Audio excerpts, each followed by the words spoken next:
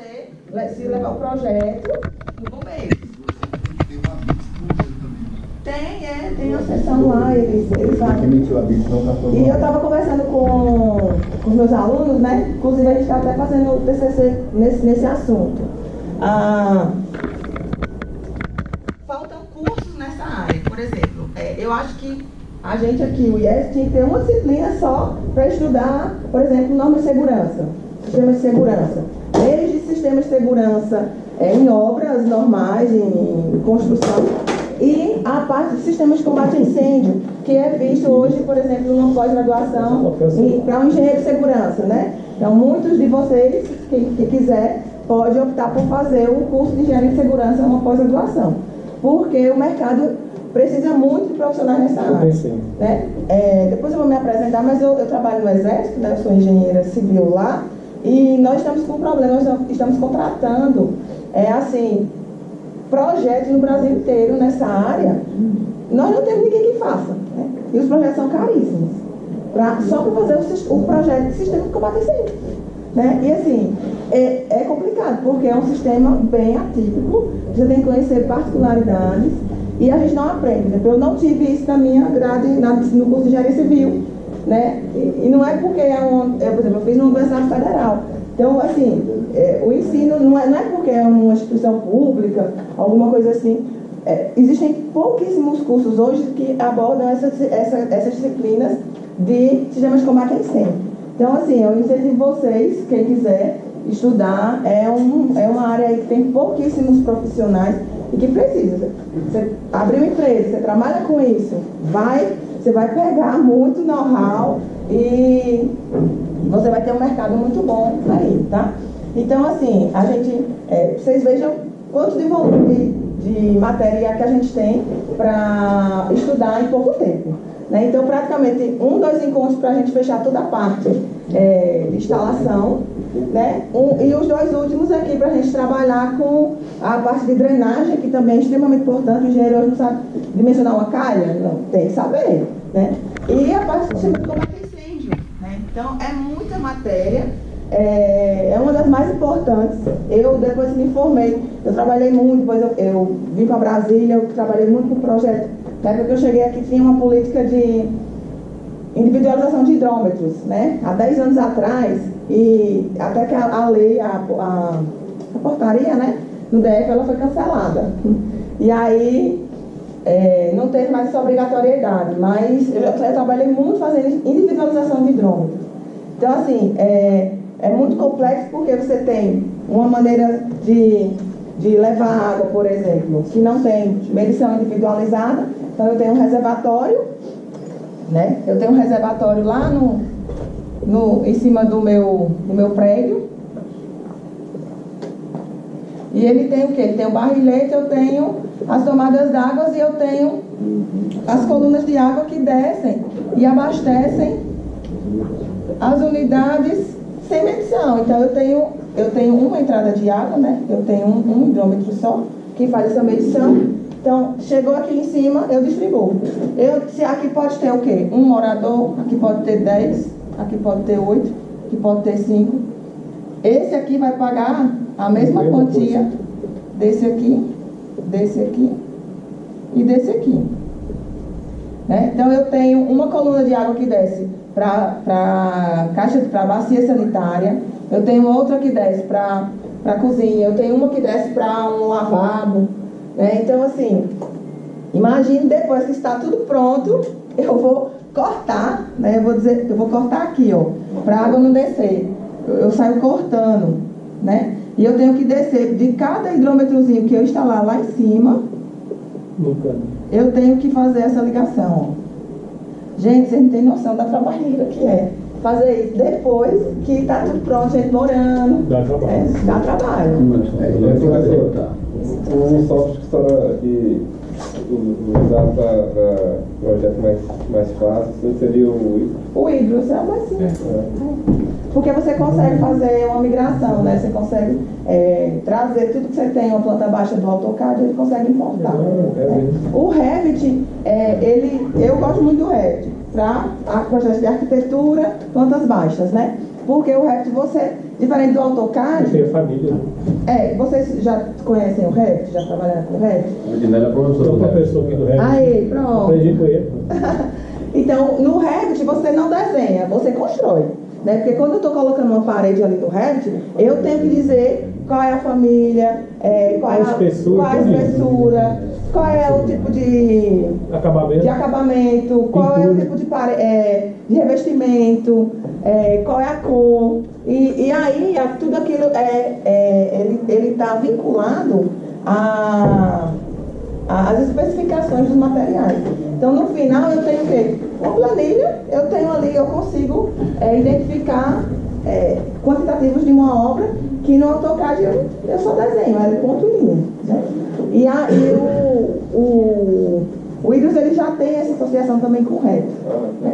Mas, assim, não se preocupem também, quando vocês se formarem, eu digo sempre assim, que o engenheiro é igual ao médico. Né? Você não vai saber tudo. Mas tem que ficar estudando. Você vai ter que... E não queira saber tudo, senão você vai ser aquele engenheiro que não se aprofunda. Né? Alguém vai chamar você para fazer, você, eu sei. É lógico, a gente tem que saber tudo, nós somos clínicos gerais, eu tenho que chegar numa estrutura e saber o que é, qual é o problema, como é que foi feito aquele dimensionamento. Mas... no final por exemplo, quando vocês estiverem com 10 anos de formado, vocês vão ter uma linha. Vocês não conseguem... Você tem que estudar. Você não consegue ficar sabendo de tudo. O médico não sabe tudo.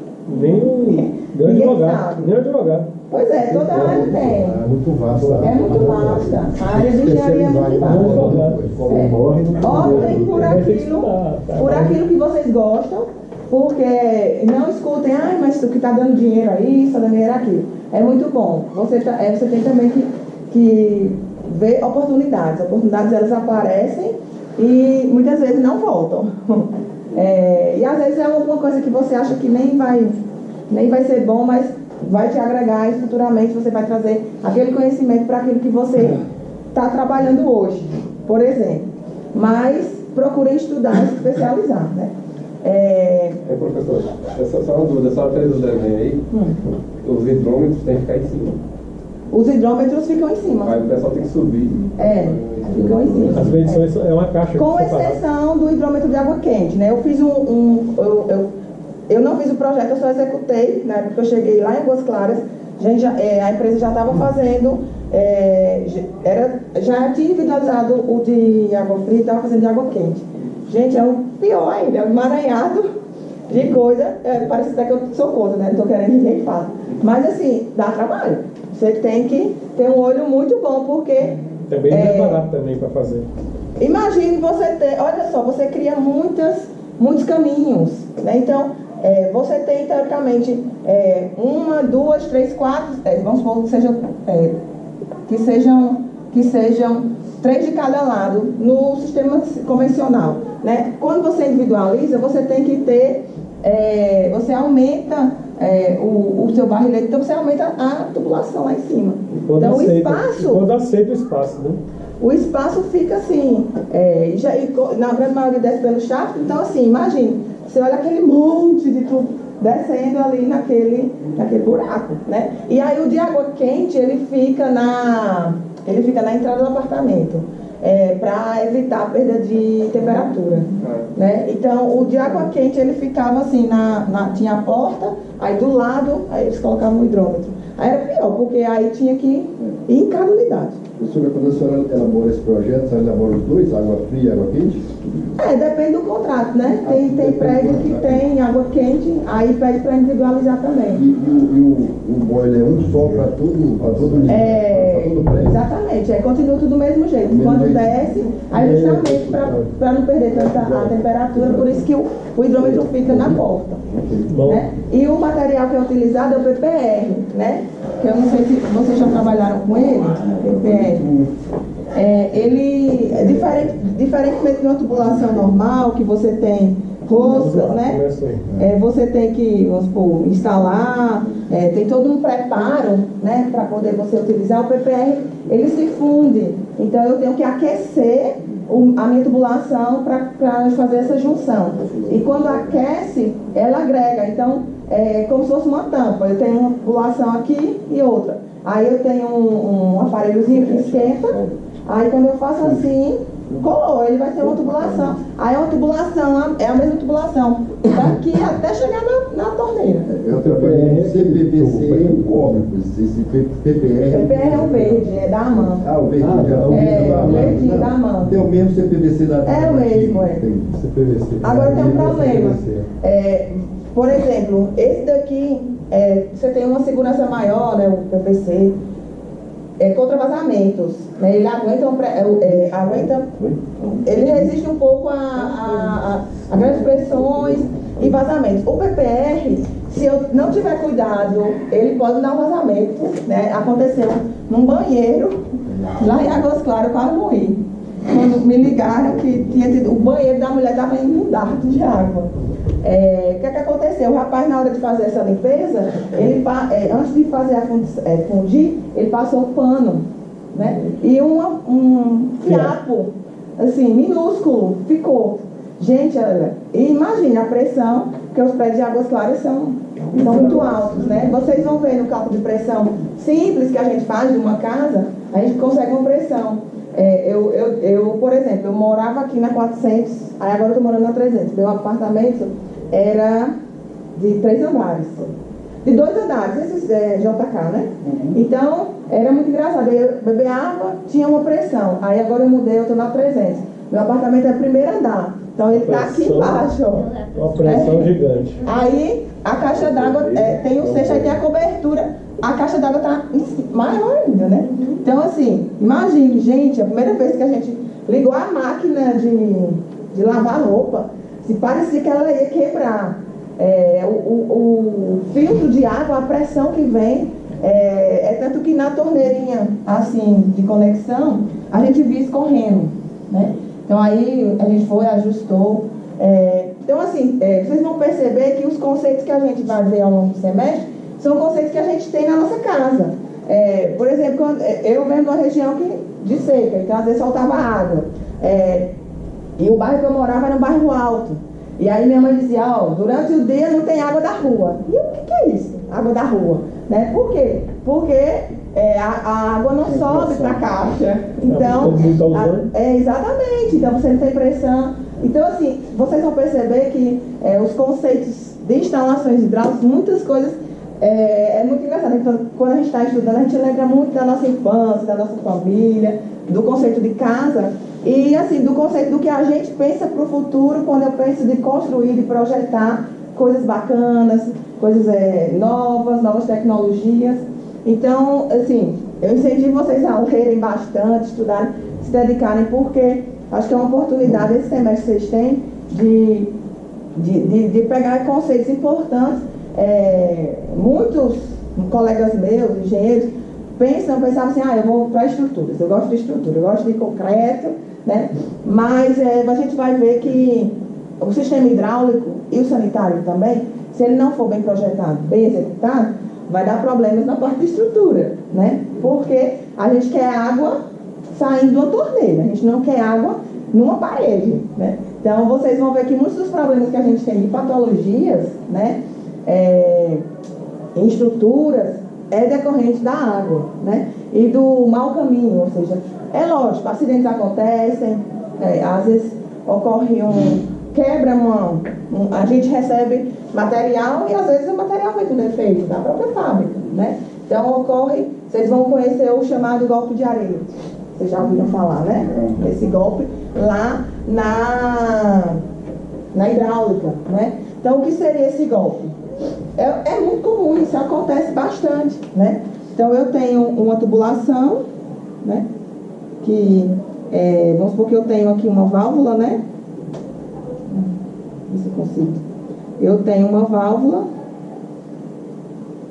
Então eu tenho o fluxo passando aqui normal. Então, dependendo da forma como eu fecho, né, essa passagem aqui, a água volta, né? E esse golpe de areia, ele é remetido, tem até lá na aula, né, de vocês, ele é remetido aos tempos medievais, que as pessoas vinham com correndo para abrir aquelas portas de castelo, né? Então vinha com aquele tronco assim, então que é justamente o que acontece, né? Então essa pressão de fechamento aqui remete aqui, ó. Eu tenho, se vocês botarem na internet aí, vocês vão ver a quantidade o estrago que faz na tubulação, e numa casa nem é tanto, gente, mas em sistemas de abastecimento, em bombas, em redes de adução, de pressões muito altas, isso daqui compromete. De válvula de descarga. Exatamente, E acontece, né, por exemplo, quando, às vezes em válvula hidra, em algumas coisas assim, dependendo da pressão a gente tem, e aí tem esse vazamento, e aí até resolver o quebra-quebra. Principalmente as válvulas mais antigas, né? As mais antigas, exatamente. Hoje em dia já... Aí, professora, a gente já estudou hidráulica, mas a gente vai ver alguma coisa com o sistema de reflexo? Não. É bom vocês darem uma revisada, às vezes, porque, por exemplo, aqui a gente vai calcular o volume do reservatório, baseado na quantidade de pessoas. Agora, assim, o dimensionamento da bomba, essas coisas assim, a gente vai ter tempo, né? Bom, então, vamos voltar aqui. Só me apresentando um pouco, né? Eu sou engenheira civil, me formei na Federal da Paraíba pelo SOTAC, né? Vocês estão vendo que eu sou do sul do Rio Grande do Norte. E assim como vocês, né? Eu tinha... na verdade, gente, eu fiz engenharia civil, mas queria ser arquiteto. Na minha cidade, 20 anos atrás, não tinha curso de arquitetura. E minha mãe dizia, meu Deus, não tem curso que você queira fazer, porque eu tinha que mudar para outra cidade, e minha mãe não queria, os pais não tinham muita condição financeira, e acabei optando por engenharia, porque uma amiga minha dizia que tinha desenho. E eu passei 5 anos procurando esse desenho, e não achei esse desenho. Qual era o desenho que ela falava? Desenho técnico, ela mexer com esquadro, enfim. Só que aí, aí você vai fazer uma matéria, faz outra, e aí eu pensava, poxa, será que eu vou... Um dia eu faço arquitetura. Acabou que eu disse, não, gente, é um curso tão difícil, né? Cá pra nós, engenharia civil não é fácil, né? Não é todo mundo que dá conta do recado. E assim, tem que estudar muito. Aí eu dizia, mas eu já estou tal semestre, eu vou abandonar, vou fazer...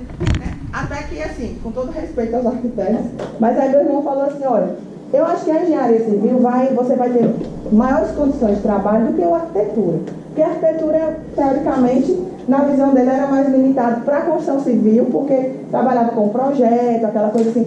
Mas a engenharia civil, eu tinha um conhecimento maior, mais aprofundado, por exemplo, de fundações, de estruturas. E eu disse, bom, então eu faço termino engenharia e depois faço arquitetura. Cadê que eu fiz arquitetura até hoje? Por quê? Porque eu me apaixonei pela engenharia civil e eu descobri que o que você pode trabalhar não é só construir prédio, né? Então você vai desde o planejamento urbano, a parte de urbanização, drenagem, e aí eu acabei que eu entrei no foco do meio ambiente, que eu descobri também que era algo muito importante dentro da engenharia civil e que eu via que meus colegas não pensavam nas questões ambientais. E é tanto que, olha, em 2002, quando foi instituída a Política Nacional de Resíduos Sólidos, resíduos da construção civil, que fala do gerenciamento de uma obra, você separar por classe, reaproveitamento. E meus colegas, eu quero lá saber disso, eu quero construir. Assim, a visão de 20 anos atrás de um engenheiro que eu tenho que construir. E que se dane o meio ambiente. O entulho leva, eu não quero nem saber para onde vai esse material. Né? Só que aí a gente sabe que para cada 3 prédios que são construídos, teoricamente, poderia ser feito só com o entulho da obra. Né? Então, assim, que prejuízo eu estou tendo? É matéria-prima. Né? Aquele material chegou na construção, intacto, novo, foi retirado do meio ambiente, é um recurso natural, por exemplo, cimento, areia, tudo isso, houve uma extração, né? Houve uma fabricação. Chegou na minha obra, eu não gerenciei, porque eu fiz um projeto mal feito, vou ter um retrabalho, quebra tudo para fazer de novo, e esse material vai sendo acumulado, né? Então, hoje a gente já tem uma visão diferente, né? Os engenheiros já mudaram, as empresas já querem por conta das pressões, por conta de selo verde, PPQPH, ISO 14001, cobrança, a certificação LEED. Então, assim, aí todo mundo começou, né, a se mexer, né? E eu fico só rindo, porque eu digo, eu avisei para vocês que a gente tinha que pensar no meio ambiente. Vocês vão ver isso muito na disciplina da tarde de saneamento, quem estiver cursando. Aqui a gente também tem essa preocupação por conta do desperdício, né? A questão da água. A água, ela vem, ela chega na nossa casa, mas para eu abrir a torneira e ter água ali, a gente enfrentou o período de seca aqui, né? Eu vou falar para vocês que esse ano eu abri minha torneira de manhã e não tinha água. Eu falei, gente, eu estou na Paraíba ou estou em Brasília? Parece que eu estou vivendo minha infância, né? Pois é. Mas assim, a que ponto nós chegamos? Onde que a engenharia civil está influenciando nisso? Seja o planejamento urbano, as cidades crescem, o consumo aumenta, as pessoas usam de qualquer forma. Então vocês vão ver que a gente pode melhorar os nossos projetos de instalações usando, por exemplo, dispositivos redutores de consumo. Então, ao invés de usar uma caixa, eu usar uma válvula hidra, né? Eu uso uma caixa acoplada de 3 litros. Né? Então, em vez de usar 40 litros para dar uma descarga, eu vou usar o quê? De 3 a 5 litros. Né? Então, imagine, quando eu aperto ali, desce o tanto de água, né? 40. E quantas descargas eu dou por dia? Né? Então, observe que esse consumo é uma modificação, é uma mudança de paradigma para poder instituir isso aqui.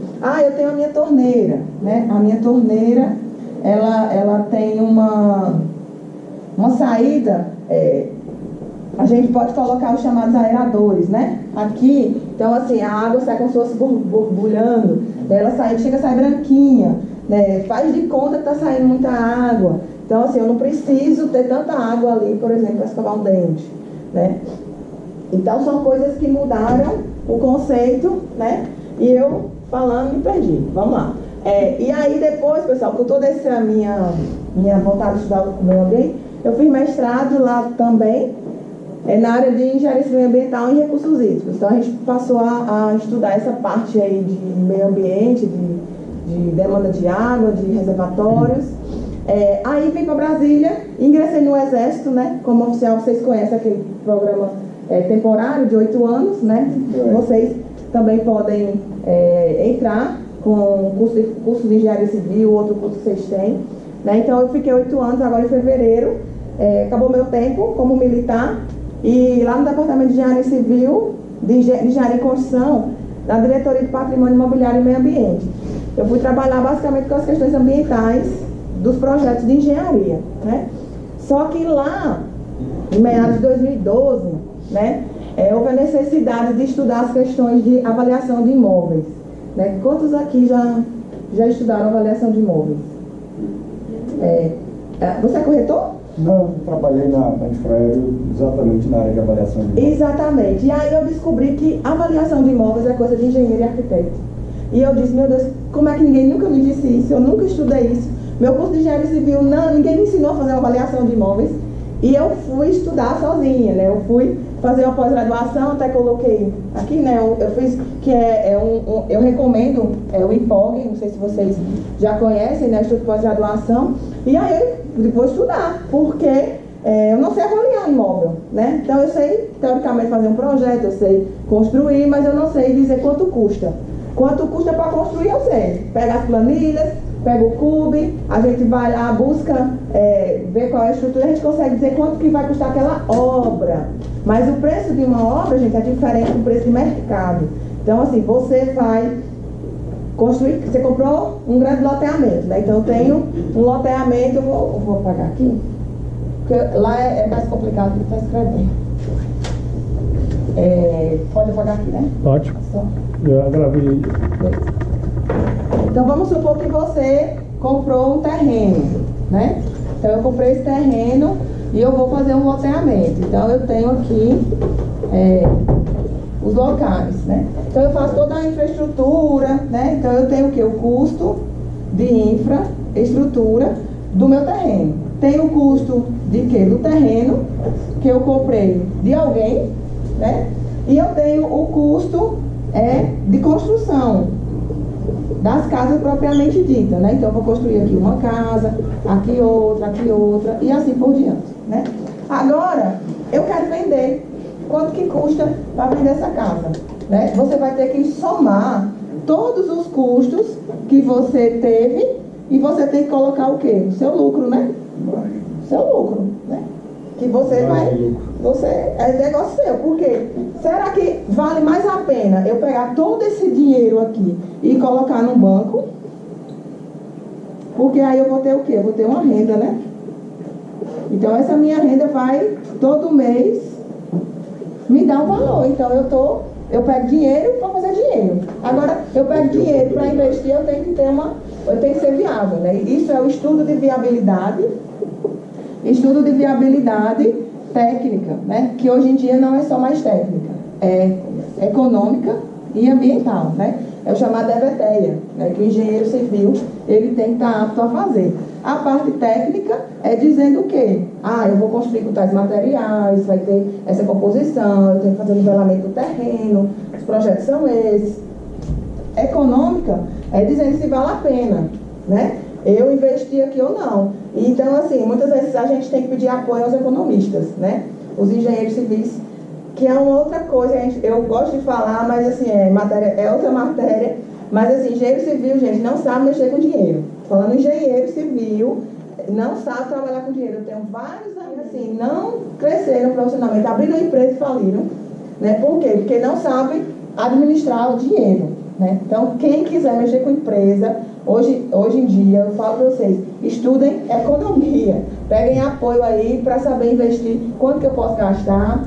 Se é na vida pessoal, eu falo isso porque meu marido trabalha em banco, né? Então lá em casa é um negócio apertado. Eu vim saber o que é gerenciar dinheiro depois que eu conheci ele, porque na minha vida eu nunca fiz isso, né? Você só pode gastar aquilo que você, um pouco do que você tem, você não pode gastar tudo.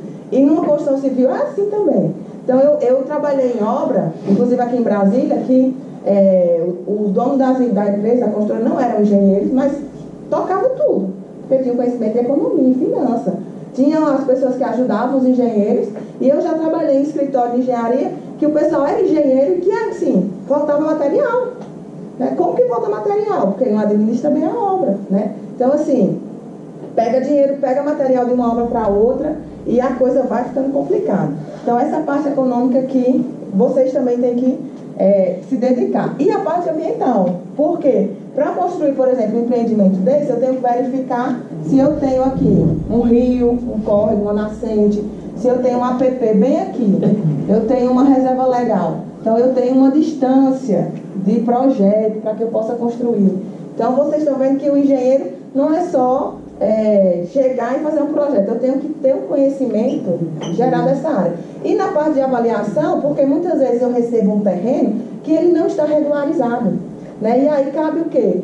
Ao engenheiro civil ou arquiteto, né? No caso de imóveis urbanos, são os engenheiros civis e os arquitetos. Nos imóveis de zoneamento rural, aí eu preciso ter um agrônomo, né? Agrônomos, engenheiros florestais, pessoas que consigam valorar o preço da terra produtiva, porque eu não sei dizer quanto que aquela terra vai produzir, por exemplo, para dizer o valor de mercado dela. Então, nós atuamos mais no meio urbano.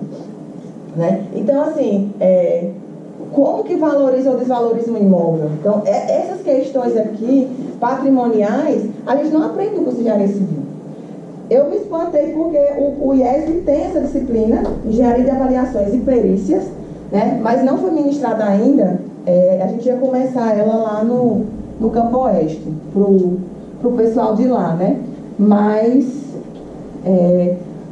os alunos não se interessaram porque ela é uma disciplina optativa, então não fechou tudo, né? Mas eu acho que aqui, a partir do semestre que vem, vai ter, né? Então, eu acredito que talvez para vocês tenham. Então, eu recomendaria vocês fazerem, porque é muito interessante para vocês também, porque não precisa de nada, eu não preciso ter curso de avaliação para poder avaliar um imóvel, eu preciso ter o CREA. Então, se eu tenho o CREA e eu já aprendi, eu não preciso pagar esse curso. E eu falo para vocês que esses cursos aí fora, eles são muito caros. Eu fiz um curso de 3 dias com a professora que era da Caixa Econômica, porque a Caixa trabalha muito com essa parte de avaliação, né? Para você poder avaliar um imóvel para a Caixa, você tem que ter o curso, né? O curso foi R$ 1.500, 3 dias. Eu entrei e saí, eu não aprendi nada, pra vocês terem ideia. Aprendi assim. Jogaram tudo nessa cabeça. Aí gente, e eu precisava avaliar lá no Exército, né? E é ministrado pela Caixa mesmo? Era uma professora que era aposentada da Caixa, né? Mas é um curso fora, professor Figueiredo, já ouviram falar? Professor Figueiredo que ele monta cursos, né? E aí a professora Valéria deu o curso. Hoje eu já trabalho, já dei muito curso de avaliação de imóveis, né? Futuramente vocês podem se filiar ao IBAP. O que é o IBAP, gente? É o Instituto Brasileiro de Avaliação e Perícias de Engenharia. Ele tem o nacional e ele tem o DF.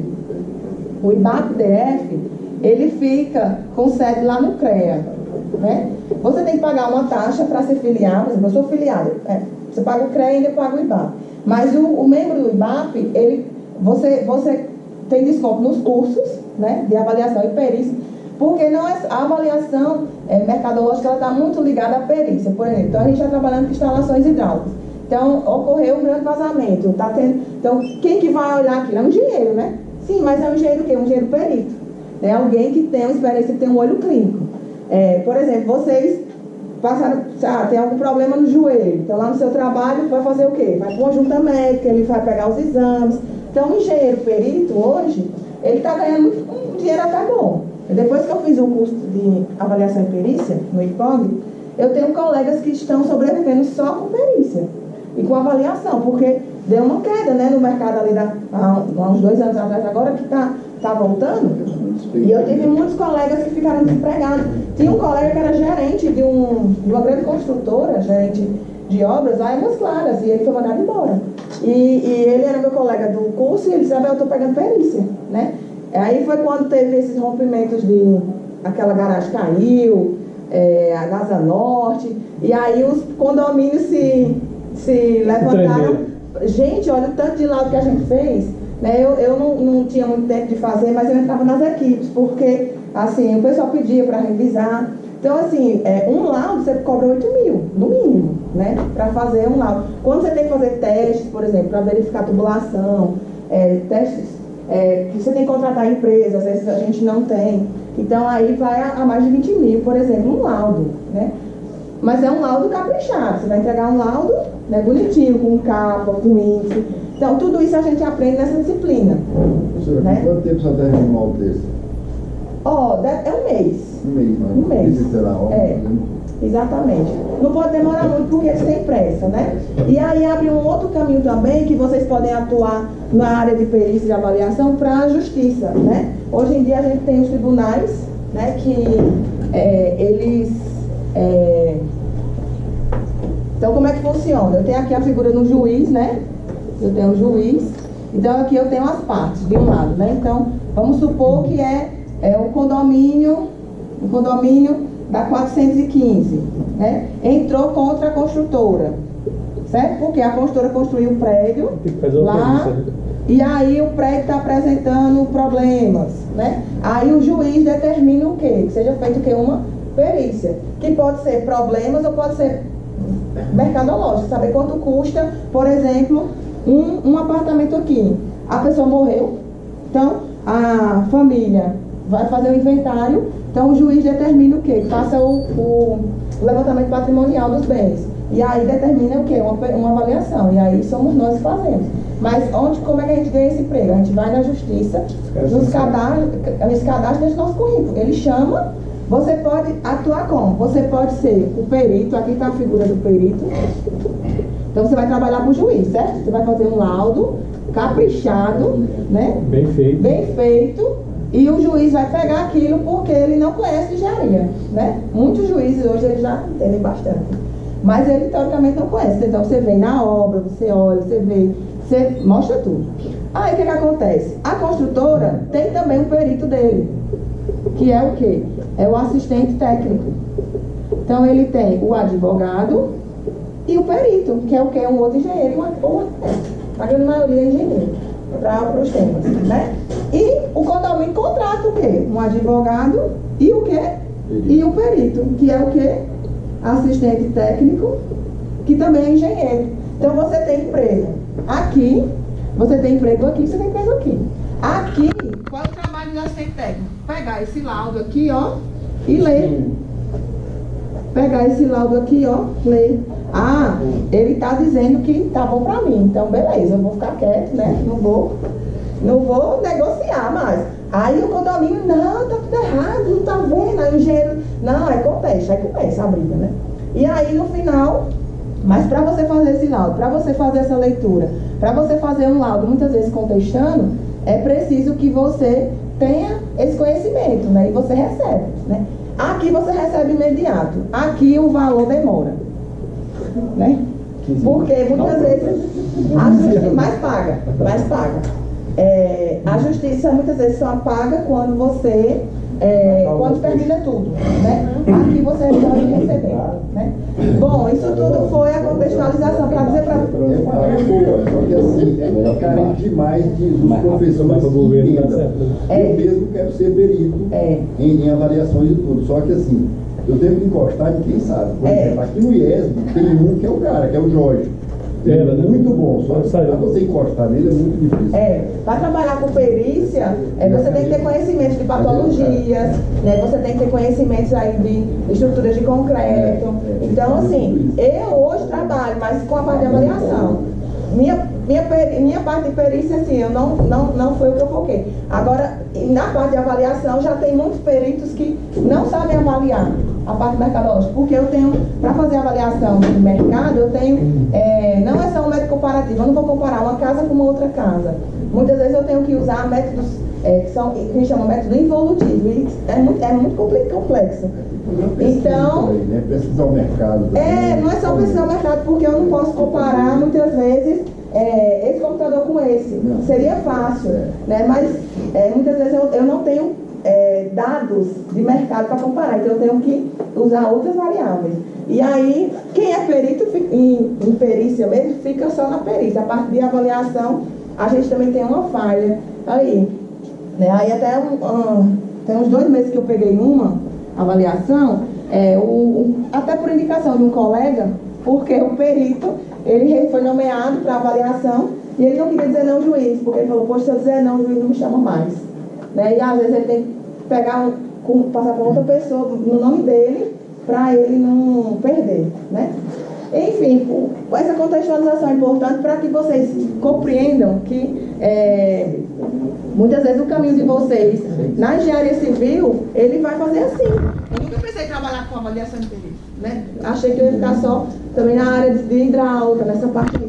Mas o mercado é bom, é importante, precisa que o engenheiro tenha essa visão. Mas como eu, por exemplo, eu tenho a vertente ambiental, nos meus projetos, nas minhas avaliações, eu já levava em consideração, por exemplo, as questões de área verde, que valoriza. Por exemplo, eu fiz uma avaliação recentemente de um imóvel lá em Águas Claras, de frente ao Parque Águas Claras, né? Então aqui está o parque, né? E aqui tem prédios, né? Aí eu fiz uma avaliação numa faixa, então aqui, pra vocês terem noção, quando o preço de imóvel aqui é um e aqui já é outro, né? Por quê? Por conta da vista panorâmica, né? Por conta do apelo de estar de frente ao parque, né? Então eu fiz uma avaliação mostrando, deu 300 mil, gente, a diferença de imóvel, pegando o mesmo imóvel aqui, mesmo imóvel assim, imóvel hipotético, né? Então, imóvel com o mesmo número de quartos, mesmo...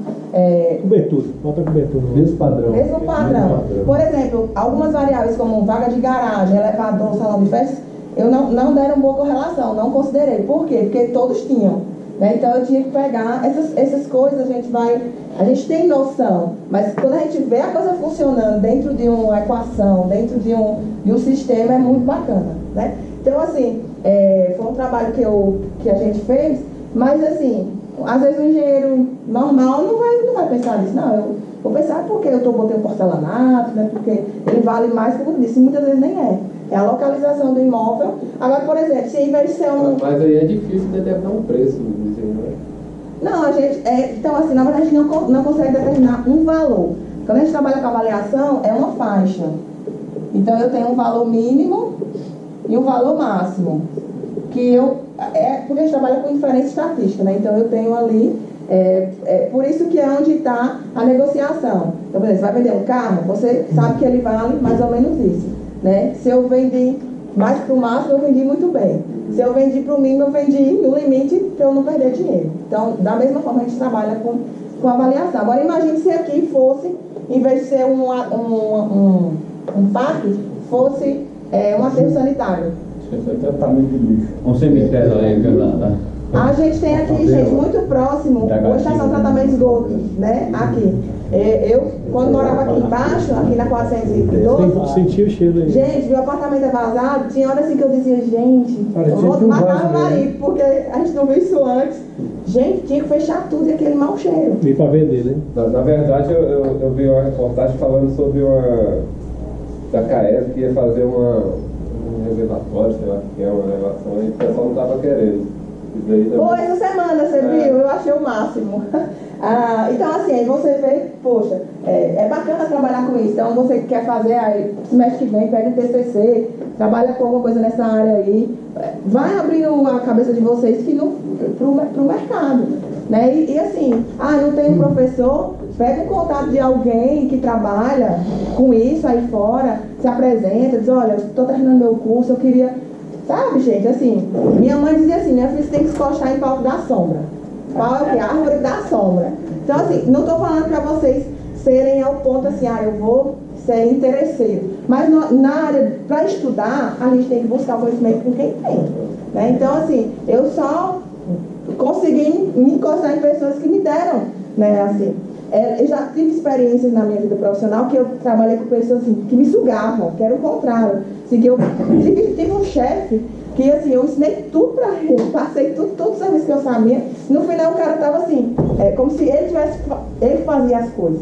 Então assim, isso é muito ruim para o profissional. Mas assim, você crescer, e vocês vão ver que o trabalho de engenharia é muito de equipe. Né? Você não trabalha só. Dificilmente eu fiz um projeto sozinha. Né? Na grande maioria eu trabalhei com colegas. Né? Eu tive bons amigos, assim, que junto a gente foi caminhando. Na parte de avaliação é tranquilo, eu já fiz, eu sou corretor. Ótimo. Então a avaliação é tranquilo. Mas o problema é a perícia. Você saber, é o olho clínico. Né? Mas isso daí vai ser a experiência. Quando você fizer a sua primeira perícia, você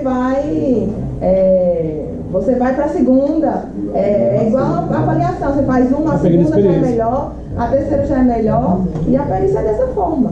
Né? Você tem que começar. Às vezes você não vai começar sendo o perito titular. Você vai fazer... Né? Estagiário, né? Exatamente.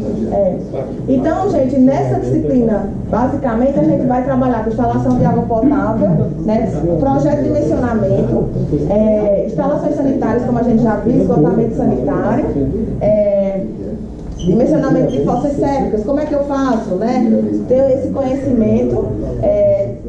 Hoje em dia, praticamente, ninguém trabalha com fossa séptica mais, porque a gente tem...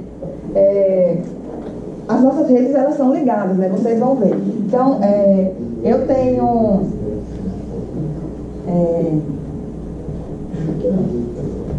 a gente trabalha... Vamos supor que eu tenho uma cidade, né? Então, aqui é o cruzamento. Vamos supor que aqui seja o cruzamento das ruas, né?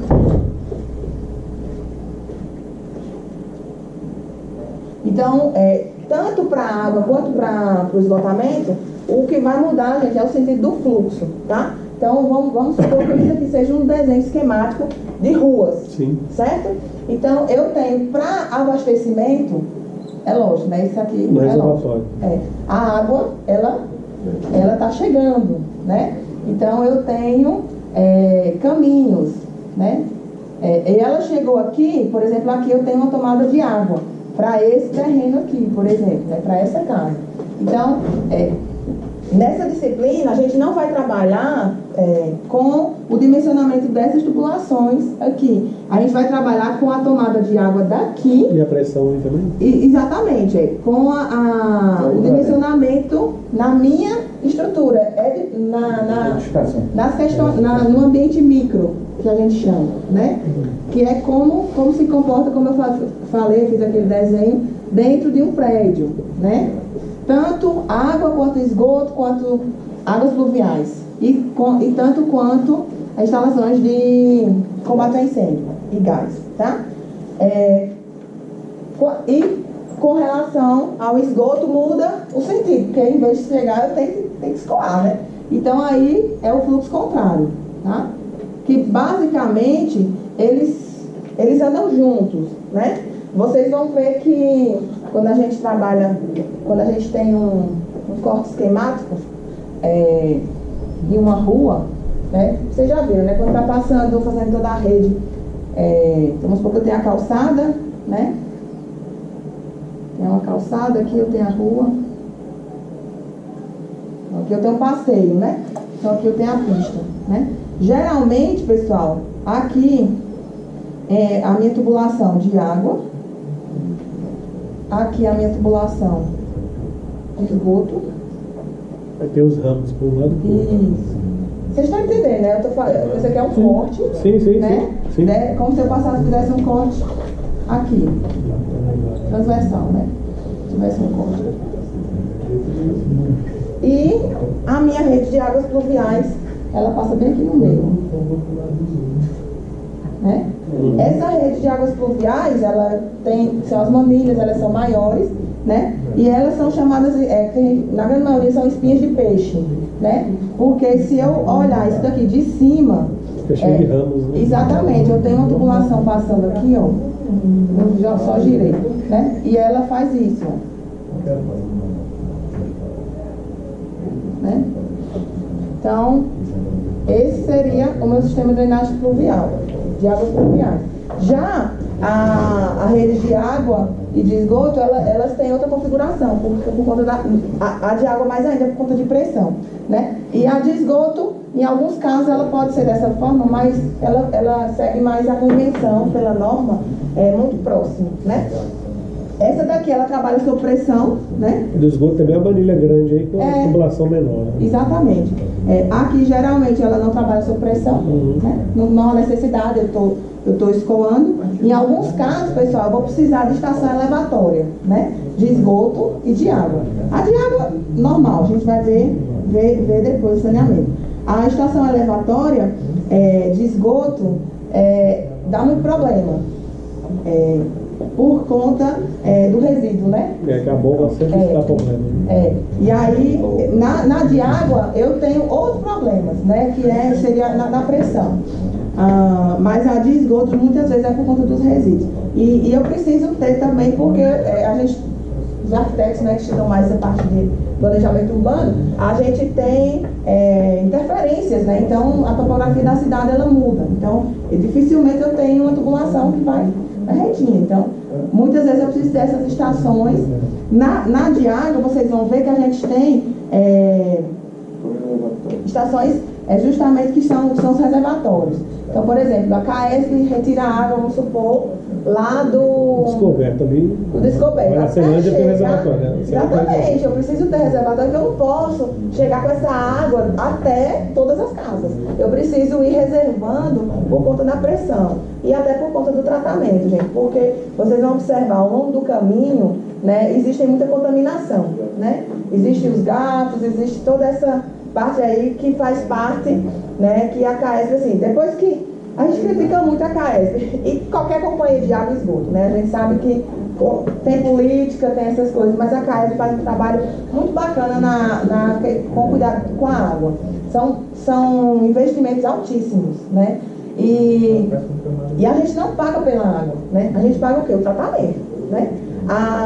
Uma matéria muito boa para vocês lerem é a Lei 9433, que é de 97. Eu vou colocar lá para vocês, deem uma lida, que é a Política Nacional de Recursos Hídricos. Ela institui o uso da água, né? Então ela fala sobre outorga, sobre cobrança, né?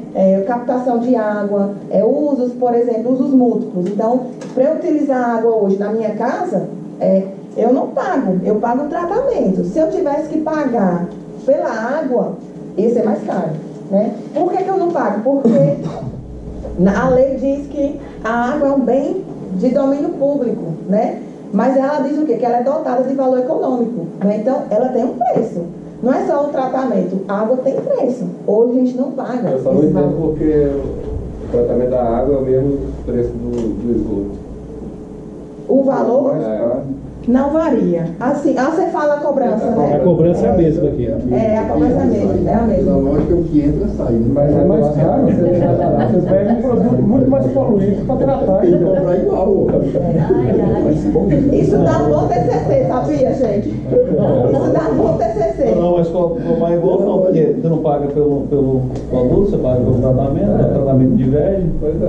Exatamente. Só que as técnicas, teoricamente, elas são similares. As adutoras, elas são similares, né? Tem alguns locais que é diferente. Se vocês entrarem na prefeitura de Barueri, São Paulo, eles têm uma estação de tratamento de água que não tem cheiro. Você já imagina, estação de tratamento de esgoto que não tem cheiro. Eles têm um sistema assim, top, é a mais top do Brasil. Tem sensores. Aquele com planta? Não, com equipamento mesmo. Eles fazem. Os produtos são diferentes e eles passam por limpeza. Assim, é muito interessante. A gente pode dar uma. Tem filtro? Tem tudo. Eles criaram ou copiaram? Não, é uma técnica, se eu não me engano, é da Holanda. É uma estação cara que eles instituíram e eles fazem um controle rigorosíssimo. Então, você tem. Assim, não vou dizer que não tem cheiro. Tem, mas assim, ela se dissolve, se dissipa, né? Se eu não me engano, tem alguma coisa também com as plantas para absorção de alguns gases, né?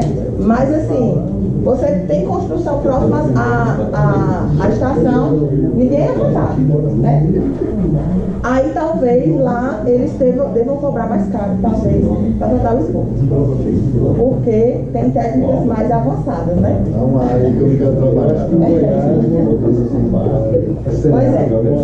Certo? Então, a gente vai trabalhar com essa parte de esgoto e instalação de águas pluviais também, pessoal, no sistema micro, tá? Dentro da minha explicação. E o sistema de instalação de gás e instalação de combate a incêndio. Esse aqui é o livro, né? Quem não pegou ainda o Hélio Kreger, que a gente vai estar utilizando, né? Conteúdo das guias aqui, só para vocês verem, tá? Então tá bem dividido: água, esgoto, águas pluviais, sistema de gás e combate a incêndio. Então, iniciando essa parte de sistemas de águas, sistemas hidráulicos, eu gosto muito dessa figura porque, teoricamente, aqui a gente já até representou, né? Mas o saneamento, gente, é uma ciência, né, que está ali voltada mais para as questões sanitárias, né? Então, à tarde a gente aborda um pouco ela, mas vocês observam que eu tenho o curso d'água, né? Eu tenho uma captação, essa captação de água bruta, né? É levada para a estação elevatória.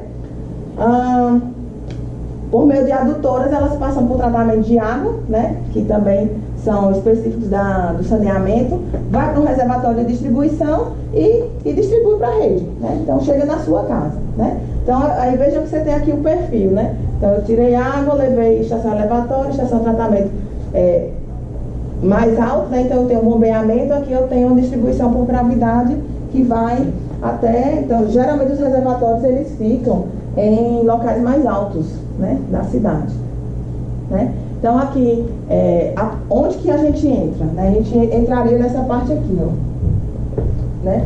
Toda essa parte de hidráulica, de bombeamento, de hidráulica, acho que vocês viram essa parte de bombas, né? Essa parte aí e a rede de distribuição. Tá bom? E o nosso sistema hidráulico, então, tá aqui, ó, né? Vou trabalhar com vocês aqui no âmbito de uma edificação, né? E a qualidade da água tem que estar em tudo, né? Hoje em dia vocês vão ver que as estações de tratamento de água, elas têm... É muito engraçado. O laboratório aqui da CAESB, não sei se vocês conhecem, lá eles têm, dentro do laboratório tem uma pia, assim, e aí tem uma... Gente, é muito engraçado, vem torneiras, vem tubulações de cada etapa do tratamento. E aí o técnico, que na grande maioria são engenheiros civis, que se especializaram nessa parte de água, biólogos, engenheiros sanitaristas, engenheiros ambientais, mas vocês querem trabalhar com água especificamente, tratamento de água e esgoto, vocês vão ter mercado. Então ele vem com um copinho, com o tubetezinho, né, o tubinho lá, pega essa água aqui e vai fazer análise, né? E aí a gente chega lá e, por exemplo, a água da última parte, que seria a filtração, né? Depois de adição de cloro, tudo. Então aí você chega lá, que seria a água que vai para o reservatório, ele manda a gente beber, dá um medo. Depois que você vê todo aquele tratamento, tá tudo misturado assim, ele fala, essa torneira aqui é a último tratamento, pode beber, nossa. Você olha assim, a água tá limpinha, fala, nossa, será que... Na época de eleição, o candidato perde. O que eu achei interessante no vídeo que eu ouvi, eu não sabia, existem pessoas pagas para degustar a água e para cheirar a água. Fazer a degustação. Eu não sabia. Esse é um perito, né? É como se fosse um perito.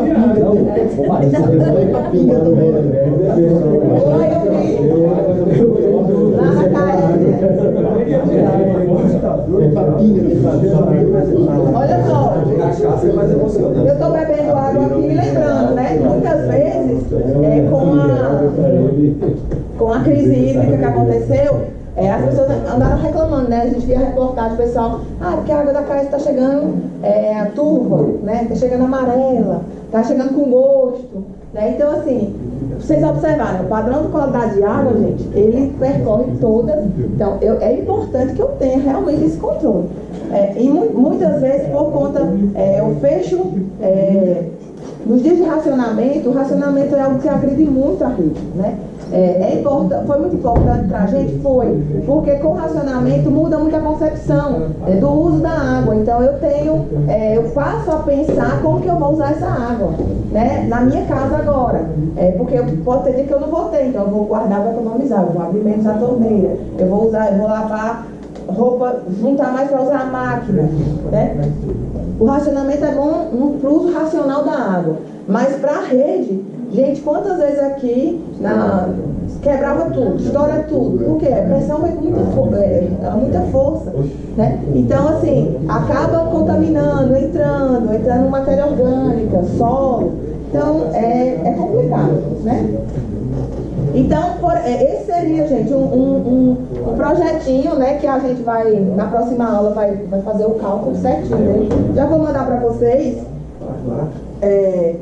o esquemático dele. A gente vai calcular, desenhar o isométrico, né? Quem já trabalhou com o projeto da Alto sabe que a gente chama, vocês estão vendo a tubulação, né? Então eu tenho o hidrômetro, do hidrômetro, ele vai para o reservatório, né? Dentro do reservatório eu tenho várias entradas, né? Então, saída para limpeza, ó. Então daqui, ó, eu tenho uma tubulação de limpeza, né? Quando eu quiser esgotar, por exemplo, a água do meu reservatório, que é importante. Aí eu tenho a entrada da água, a própria caixa d'água boia, né? A gente, é muito interessante, existem vários videozinhos na internet.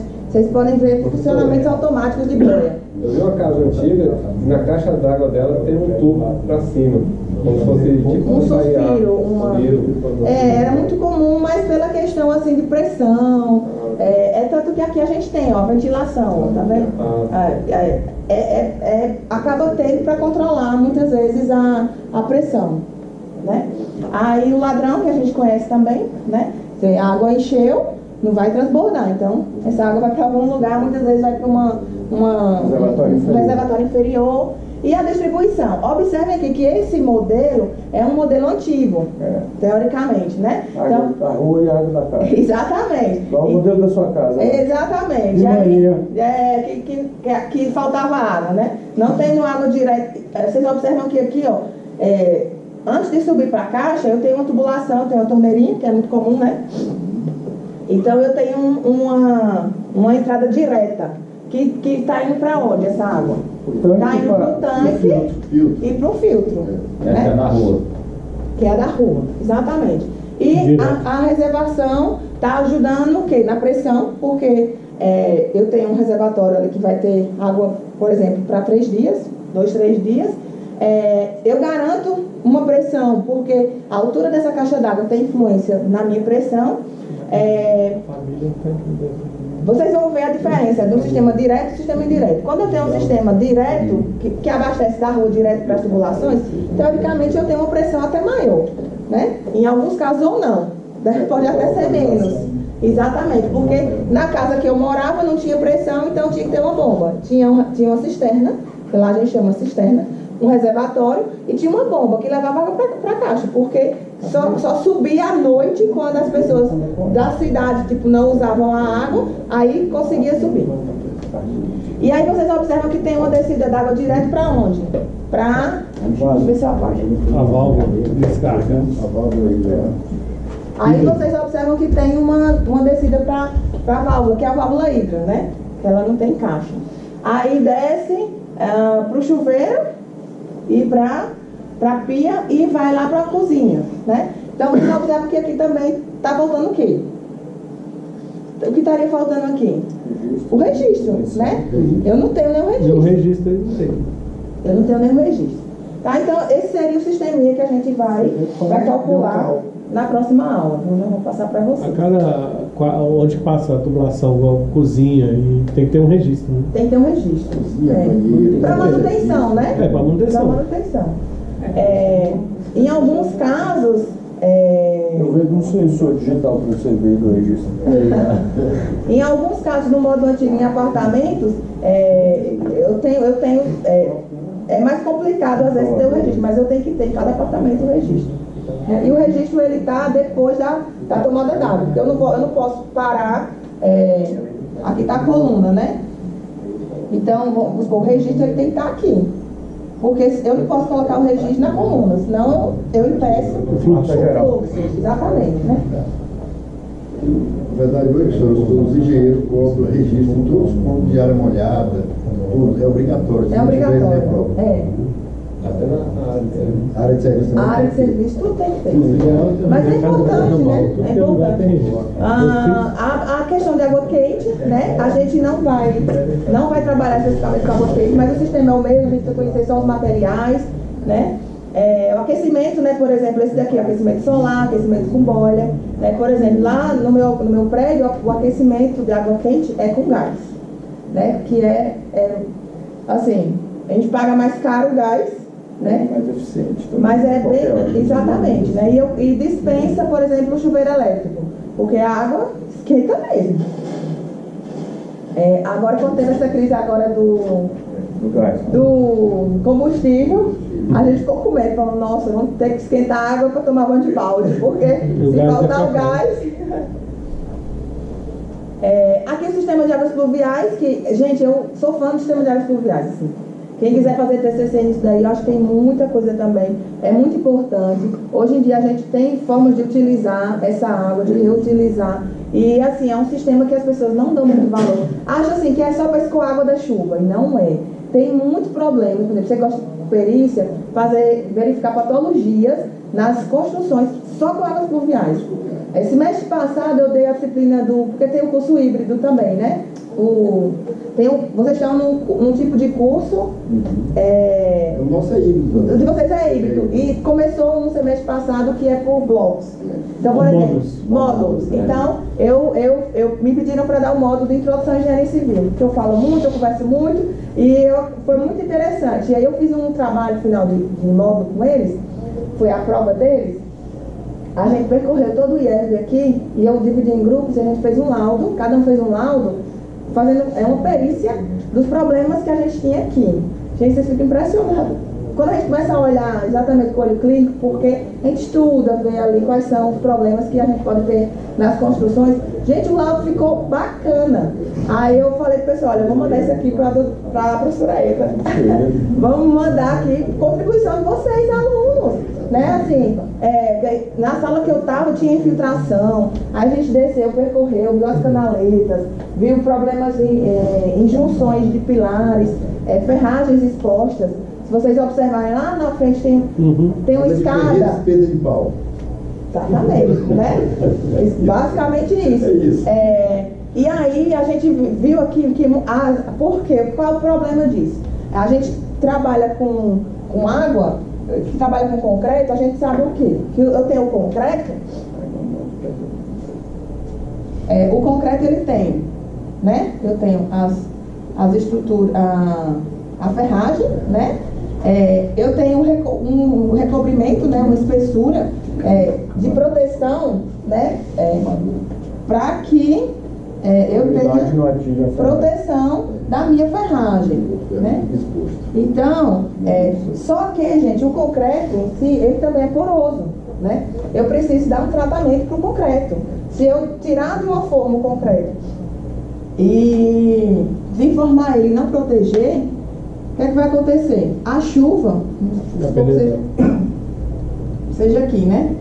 Então, eu tenho que impermeabilizar, passar um selante, alguma coisa aqui, usar o revestimento, pintura, as camadas, uma cerâmica. Se for, por exemplo, impermeabilização de laje, usar uma manta, impermeabilizar. O que é que acontece? Se desgastou com o tempo, porque também tem a manutenção, não vou fazer isso, vai ficar 50 anos recebendo chuva e sol sem manutenção, tá bem? Muita gente reclama, mas também os problemas a falta, na perícia a gente estuda isso, né? A manutenção preventiva, preditiva. E aí o que é que acontece? A água entra, e a água faz o quê? Atinge a ferragem. Aí a ferragem oxida. Então, quando ela oxida, ela se expande, né? O composto dos materiais ali do ferro, ele expande. E aí faz o quê? Ele solta o concreto da ferragem. Ele diz o quê? Vai embora, eu não dou conta de segurar você. E aí, o que é que acontece? Essa ferragem, aí a infiltração. Por exemplo, muitas vezes a gente olha numa garagem e a gente vê a ferragem. Porque o concreto aqui foi embora. O concreto aqui foi embora. Então eu estou vendo a ferragem. Essa ferragem está exposta, está oxidada, né?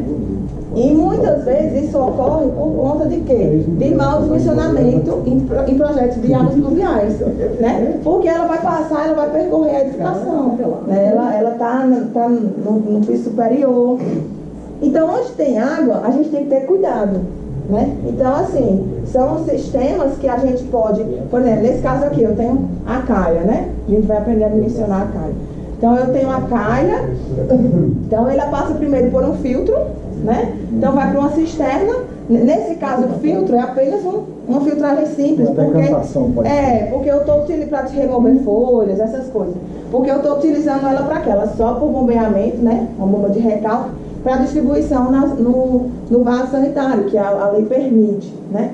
Mas, por exemplo, eu posso ter uma água para outros usos? Pode. Para animais, para outras coisas, para plantas. Combate a incêndio. Exatamente. E aí eu preciso ter um tratamento mais complexo, né?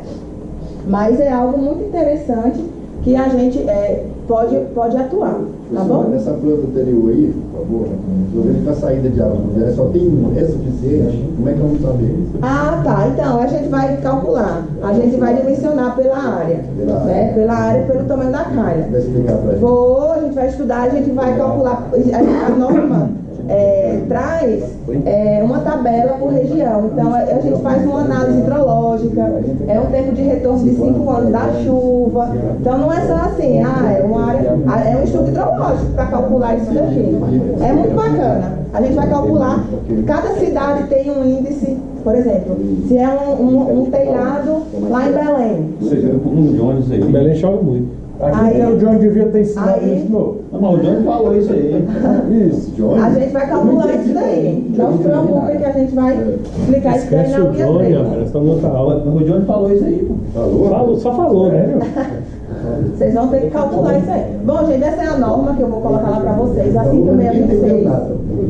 Estudem essa norma essa semana, para na próxima vocês, com o material, a gente conseguir já adiantar. Ela traz tudo. A norma é super clara, ela explica tudo das tubulações, né? Vai ter questões da prova? Sim, Da claro. norma. Já falando da prova, gente, não tenham medo da minha prova, tá? A prova, ela é bem baseada na lista, né? Então, assim, fazendo a lista, tirando dúvida da lista, vocês vão fazer uma boa prova. Não tem erro. Eu não vou botar na prova algo que eu nunca falei, algo que a gente nunca discutiu. Não é nenhuma questão que a gente não fez em sala, né? Porque eu também não acho justo, né? É lógico, tem as UIAs, tem aquelas outras coisas que vocês já têm, as VAs que eu não tenho influência, né? A VA já vem automática, a gente não faz nada, né? Então, qual é o objetivo dessa instalação de água fria? Primeiro, fornecimento contínuo de água, porque eu não quero que falte água, né? Esse é o objetivo, né? Em quantidade suficiente, amenizando ao máximo os problemas decorrentes da interrupção. Limitação de certos valores de pressão e velocidade, né? Então, definidos na norma, a gente vai calcular na próxima aula. E preservação da qualidade, mas isso daí é algo que é inerente, que a gente já entende que vem, no caso da companhia de água da rede pública. Na parte da tarde, a gente vai ver que em muitos casos a gente vai ter que fazer um tratamento alternativo, porque nem sempre eu tenho um abastecimento chegando, né? Então, quais são as etapas básicas desse projeto? A concepção, eu preciso saber qual é a planta, qual é a distribuição, quantos quartos tem, quantos banheiros tem. Isso daí é a concepção do projeto, para eu poder começar o dimensionamento, né? A determinação das vazões, tá? O memorial de cálculo tem que estar presente nesse projeto, né? Por exemplo, você vai fazer a aprovação de um projeto na CAES. Eles analisam a planta, os projetos isométricos e analisam as memórias de cálculo também. E as peças gráficas, né? Assim, os desenhos, essas coisas aí que você pode também colocar, tá? A distribuição direta que a gente já viu, né? Ou seja, eu tenho a entrada de água, passa por um hidrômetro, então eu não tenho reservatório, né? Quais que são as vantagens desse sistema? Uma melhor qualidade, né? Porque o cloro, como a norma fala, ela está muito presente, né? Quando eu faço uma reservação, quando eu coloco no reservatório, muitas vezes eu tenho que fazer um sistema alternativo também de tratamento, porque essa água muitas vezes fica parada muitos dias e eu preciso clorar essa água, eu preciso limpar essa caixa d'água. Então, é uma desvantagem do sistema indireto, que eu tenho que cuidar da água que eu estou guardando. Vocês já observaram? Põe um balde de água. Eu tive essa experiência bem recente agora, por conta da falta de água aqui em Brasília. Então, eu reservei alguns baldes. A água passa 3 dias, ela cria um lodo, né? O balde fica com cheiro, né? E ela vai ficar, porque o cloro ali em si, ele vai sumindo, né? Ele vai se dissipando, né? Ele vai evaporando. E aí, imagina isso no reservatório. Por isso que muitas vezes a água fica muito parada, ela fica com cheiro, a gente vai tomar o banho, tá com aquela água pesada. Então, é justamente a desvantagem, é uma vantagem do sistema direto, né? Mas é uma desvantagem, por exemplo, falta água, eu não tenho reservatório, né? Grandes variações de pressão ao longo do dia. E a pressão também estoura muito também, na população. Um reservatório, eu não sinto isso na minha casa, né? E aí, o indireto, como a gente já viu, né? Que eu tenho lá o meu reservatório, tá? Aqui também de um prédio, né? A parte indireta.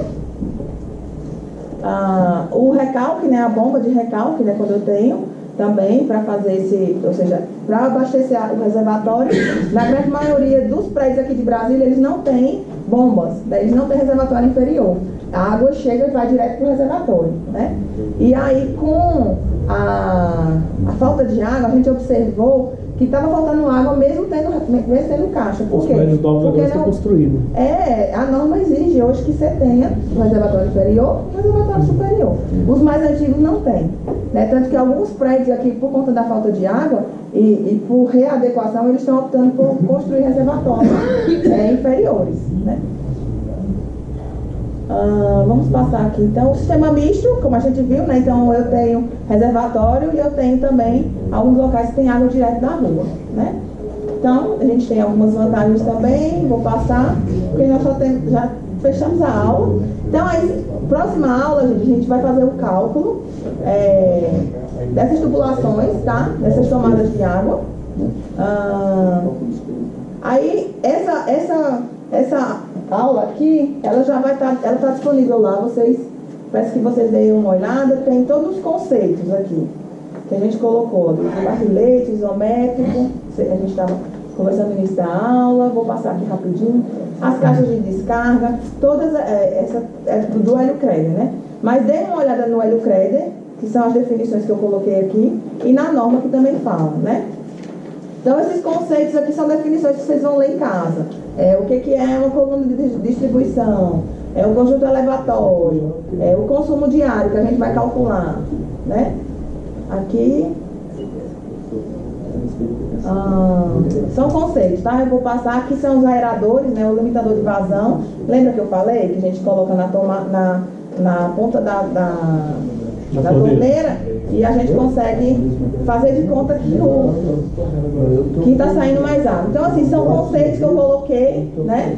A gente vai calcular essas descidas de água, né? A coluna. Então, a gente chama AF1, AF2, AF3 e AF4, no modelo convencional, tá?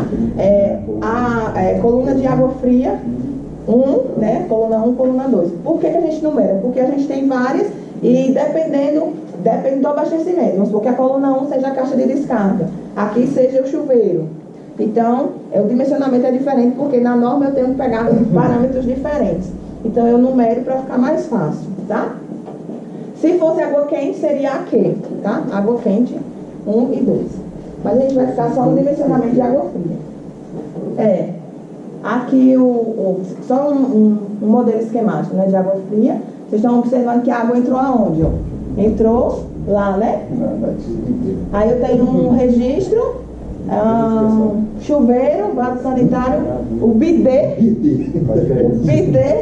e o lavatório. Vocês vão observar que o consumo do bidê é altíssimo na norma, né?